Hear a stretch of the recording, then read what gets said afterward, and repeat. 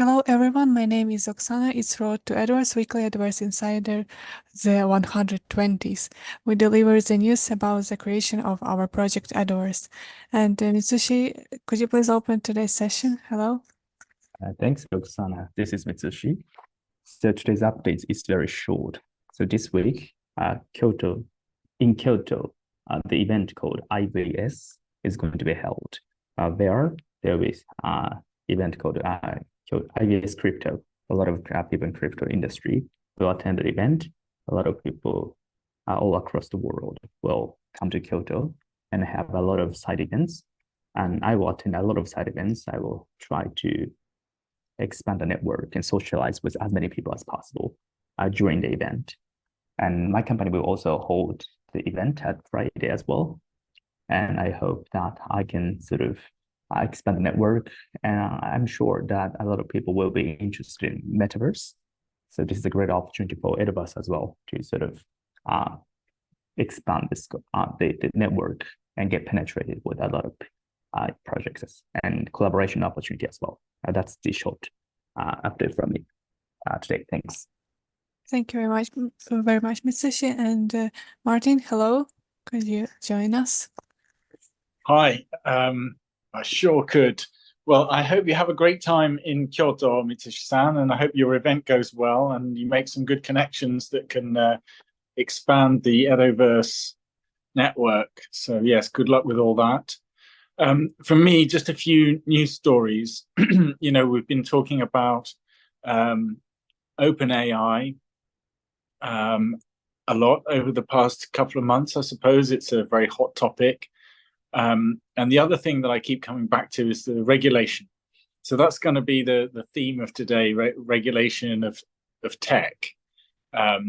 So, I mean, obviously the implications of that, I guess we'll have to ask the listeners to draw their own conclusions. But first of all, the EU is looking into the tie-up between Microsoft and OpenAI, which is the company that operates ChatGPT. They think there might be an antitrust case to be had, that they're dominating the market. And I was just having a conversation with a friend who is a heavy ChatGPT user yesterday. He was telling me that the alternatives really pale in comparison. It seems like it's going to take another couple of years before any of the competitors can catch up to ChatGPT. So obviously Microsoft having a $13 billion stake in that company creates potential, anti-competition issues. So then the next story along similar lines is that the Center for Investigative Reporting, which is a non-profit organization that supports news gathering organizations and independent journalists, is suing ChatGPT maker OpenAI and Microsoft for exploitative copyright infringement. So they claim that ChatGPT is basically ripping off their content, repackaging it, and they call it immensely dangerous.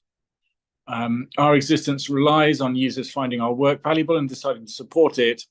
And of course, if ChatGPT is kind of stripping away the accreditation, then users don't have the opportunity to go and see the original source, and they won't have the opportunity to support those independent journalists, which is something that, as a democracy, we very much need.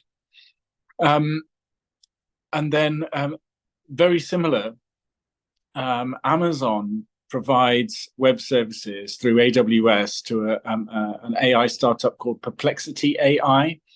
And that's similarly been accused of scraping content and then doing all sorts of kind of dodgy things like making up fake quotes from real people. They got into hot water a few months ago for pretty much ripping off a Forbes story.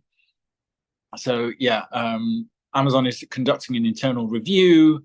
They initially say that no foul play has been detected, but we'll see. And then also just came out last week on the 25th, it emerged that the Commerce Department of the US is investigating 3 Chinese telecom companies, China Mobile, China Telecom, and China Unicom. over concerns that they might be exploiting access to American data through their cloud that they have in the US, and might be providing it to the Communist Party government in China. Who knows whether they are actually doing that? I mean, it seems that they do have the capacity to do so. And obviously, Biden's been very friendly to China, whereas Trump is like a China hawk. So for him to be putting in, this investigation, who knows whether, his administration had anything to do with it or not. They're remaining very tight-lipped about it now. But this kind of plays into the theme that I've been picking up over the past few months about, the attack on TikTok, the attack on Chinese owned IT companies, and that seems to be gathering pace. Now, another story, the last one, is also on this topic of tech regulation. And while the debate was going on, the Supreme Court reversed a decision it made about 40 years ago in Chevron versus Natural Resources Defense Council in 1984, which basically allowed regulatory bodies to make the final decision on definitions of terms and expert-related matters. Now, the Supreme Court says that those regulatory bodies should not have that authority, and that the final authority in making these decisions should lie with the judicial system, ultimately the Supreme Court itself.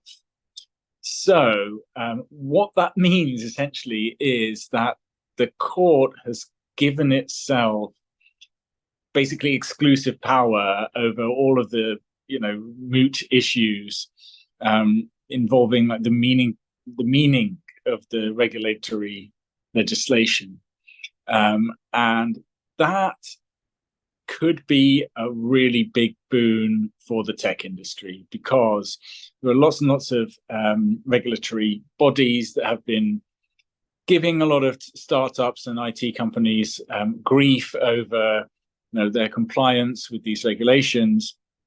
And if the power to make the ultimate arbitration over these kinds of issues lies with the government or the federal government rather than these regulatory bodies, it means there's a much better chance of the lobbyists who work for the IT industry making that legislation or making those decisions favorable to the IT companies. So that's pretty good news for people in our sector.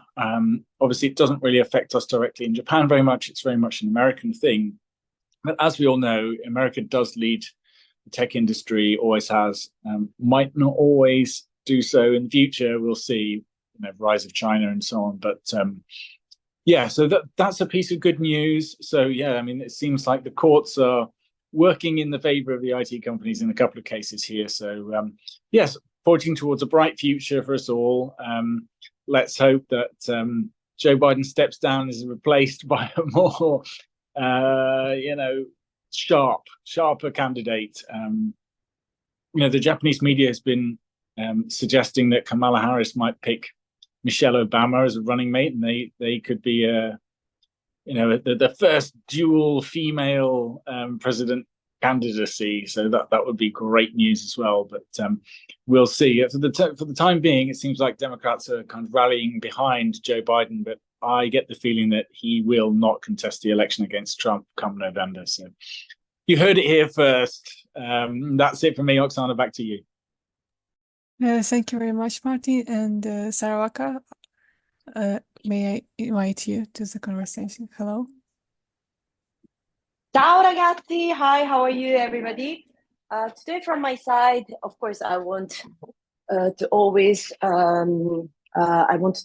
say, please don't forget to follow us, the Edoverse Instagram, Edoverse project. And this week we're gonna promote again some like a cultural, Japanese cultural things from the Edo period. And another interesting part of like interesting news from the art side, I can say that I saw some interesting exhibition of Pino Pascali, that is a very famous Italian arte povera movement artist in Prada Foundation.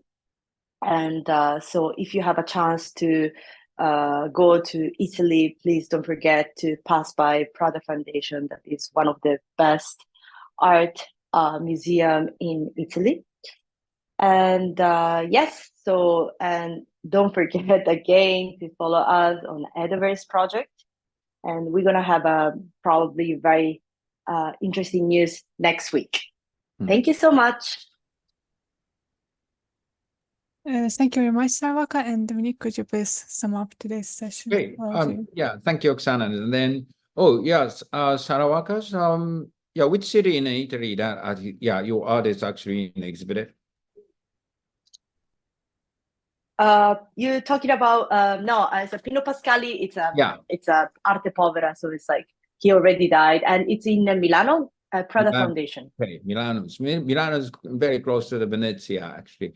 Yeah, now yeah, and exactly. Yeah, the Venezia Biennial is a Biennale. It's actually now it's holding that until October probably. Yeah, I think when you just drop by Italy, that you can go to Milan and also the Venezia, and for just that reason. Yeah, interesting. Yeah, thank you for that. And then Edoverse is always think about arts. And then we are really